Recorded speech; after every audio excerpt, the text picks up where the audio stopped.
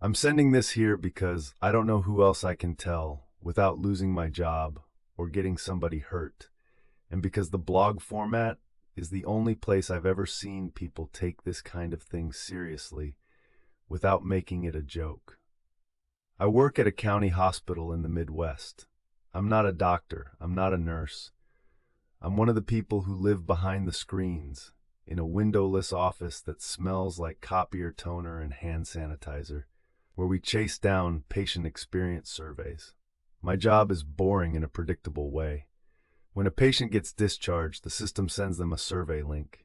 If they don't respond, the vendor sends reminders.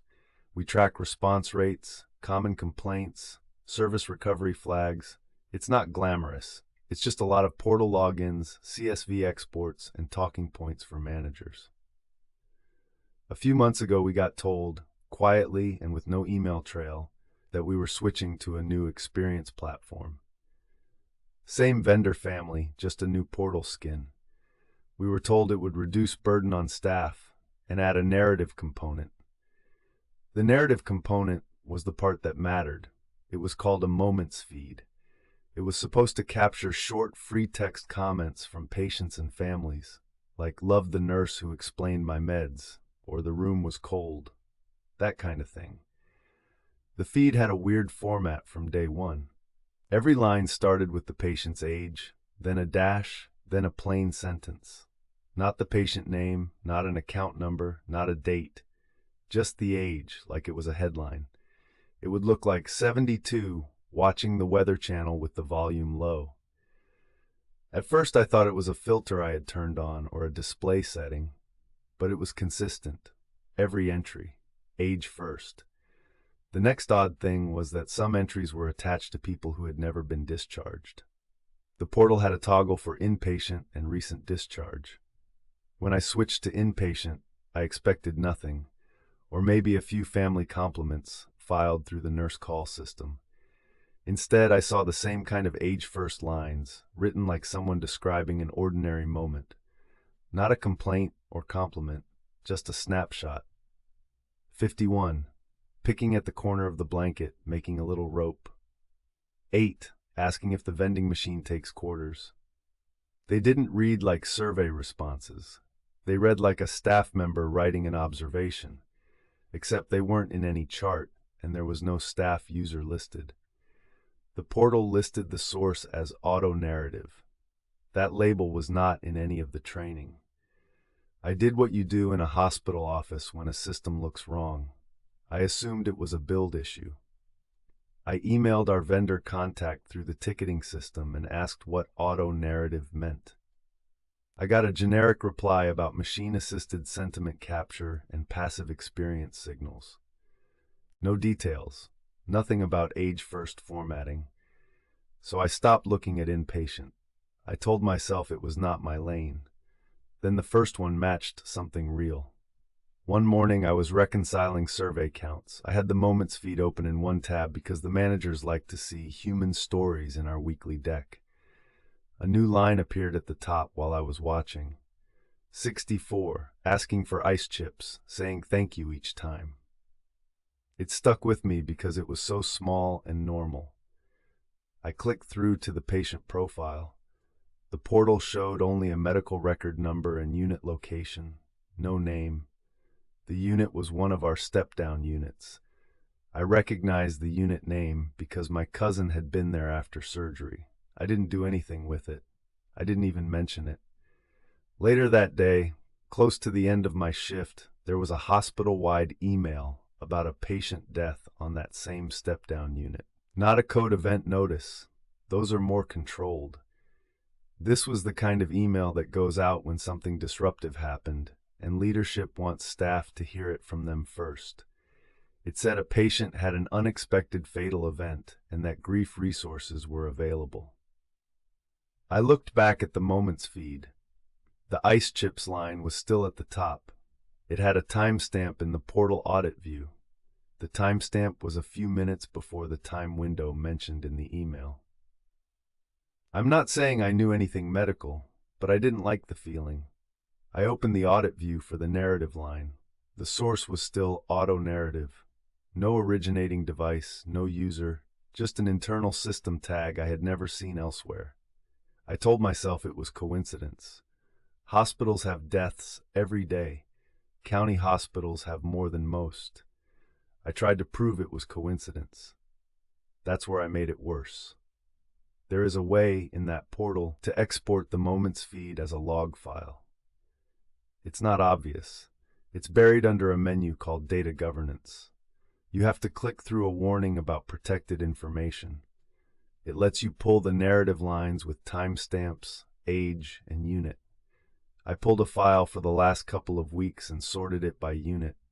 I picked units that had high acuity because they would have more deaths, and I wanted to see if the feed was just busier there. The pattern was not just busy. It was specific. For patients who later died in the hospital, there was almost always an ordinary moment line shortly before the fatal event. Not a line about pain or fear or alarms, just something bland. 79, looking at the ceiling tiles like they're being counted. 33, asking what day it is, then nodding like that solves something. 60, saying they can finally taste the coffee. The time gap was consistent enough to notice. It was not hours. It was not days. It was a short window. I'm not going to write the exact number of minutes because I promised myself I wouldn't put anything here that could identify a case, but it was always the same kind of short span. Like the system was writing down a last normal thing before something stopped being normal. And it wasn't all deaths. Some people had auto-narrative lines and then got discharged and went home and probably forgot the whole hospital existed. Those lines were normal too, but the ones linked to deaths had a different feel after you noticed the pattern. They weren't dramatic. They were quiet in a way I can't explain without sounding like I'm trying to be poetic, and I'm not. It was just that they read like the last small behavior a person does before they can't do small behaviors anymore. I did not go to clinical leadership. I didn't have anything that would be taken seriously. If I walked into the quality office and said, "The survey portal predicts deaths," I would get escorted out or laughed at. Instead, I tried to contain it like an office problem. I made a private spreadsheet on my work drive, and I started tracking the auto-narrative lines for inpatients, just to see if it kept happening. I wrote down the unit, the age, and the sentence. I did not write names or record numbers. I didn't want that in my possession. I told myself I was doing it for the vendor ticket, like evidence. It escalated in a way that made it harder to pretend. The auto-narrative lines started posting for people in areas that shouldn't have a survey feed at all, like the imaging waiting bay, which is not an inpatient unit, like the observation pods, like the ambulance entrance holding area where patients sometimes sit on gurneys when we're backed up, and the lines got more specific, still ordinary but tied to the place. 46, watching the sliding doors open and close, counting the beeps in between. 20, asking if they can keep their shoes on for the scan. One afternoon, I saw a line for an age that made my stomach go cold because it matched my mom's age. I don't live in the same town as my parents, but they use our county system sometimes. I clicked through and saw the unit listed as outpatient cardiology. I sat there staring at it until my eyes hurt. I had to remind myself that ages are not unique and that outpatient cardiology sees dozens of people a day. But it changed how I felt reading the feed. It stopped being data weirdness and turned into something personal. I did try to stop it. There was a setting in the portal to disable the Moments feed widget. I removed it from my dashboard. Then I found myself adding it back. It sounds stupid, but once you know it's there, you feel responsible for watching it. Like if you look away, you're letting something happen. I considered warning units when an auto-narrative posted, but what would I say? Hey, the survey website says a 64-year-old is asking for ice chips. That is not a warning. That is a sentence that gets you reported. So I tried a different approach. I tried to see if the system was pulling from somewhere real, like nurse rounding notes or telemetry logs, and just formatting it weird. I asked a friend in IT if they had heard of auto narrative. He told me, casually, that it was part of a vendor add-on that used ambient inputs to reduce charting burden. He said it had been pitched as no microphones, no recordings, just metadata and interaction patterns. He didn't know details. He also told me not to go digging in a production system because audit trails are a thing. After that, I stopped exporting logs at work. I didn't want my name attached to a bunch of downloads. But the portal kept doing it whether I exported or not. The worst part is the timing. Once you notice the time gap, you start watching for it. I would refresh the feed and see a new line, and my brain would automatically do the math, that short span. Then I would think about which unit it was on. Then I would think about whether someone, somewhere down a hallway I never walk, was about to have their life end in a way that would generate another email. There was a week where I tried to test it without involving anyone else. When I saw a new auto-narrative line for an inpatient, I would watch the General Hospital overhead page dashboard we have access to, the one that shows operational alerts without names. When a unit had a rapid response or a code, it shows up as a neutral alert. I'm not clinical, but I can read the alert categories. I saw the same sequence more than once. Auto-narrative line appears, then within that short span, an alert on the same unit, then later after shift change, an email about an unexpected death or a serious safety event under review. I don't know if it's predicting or causing or just catching something that already started. I am only telling you what I saw. The line that made me write this happened last night. I was at home on my own laptop because I still have remote access for on-call survey issues. I know that sounds reckless. It's allowed. We have a secure portal. I was supposed to be checking a queue because one of the managers wanted a report first thing in the morning. It was late enough that my apartment building was quiet. The only light in my kitchen was the over-the-stove bulb and my laptop screen. I had the moment's feed open, even though I told myself I wouldn't look at it after hours. There were no new entries for a while. Then the feed refreshed, and a new line appeared at the top. It took me a second to understand it because I was so used to seeing patient ages.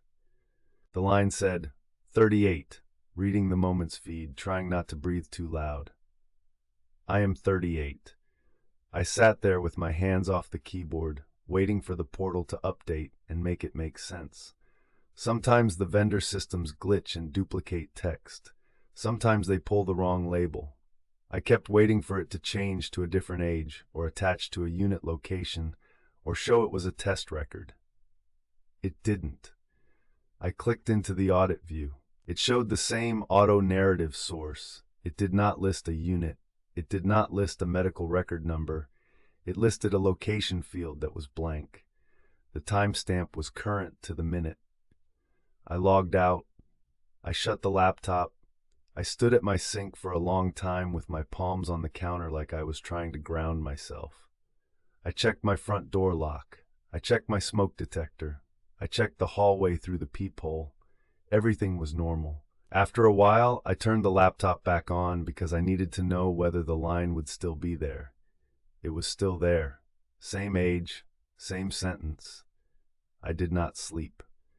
This morning, before work, I opened the portal again. The line was gone from the main feed, like it had expired.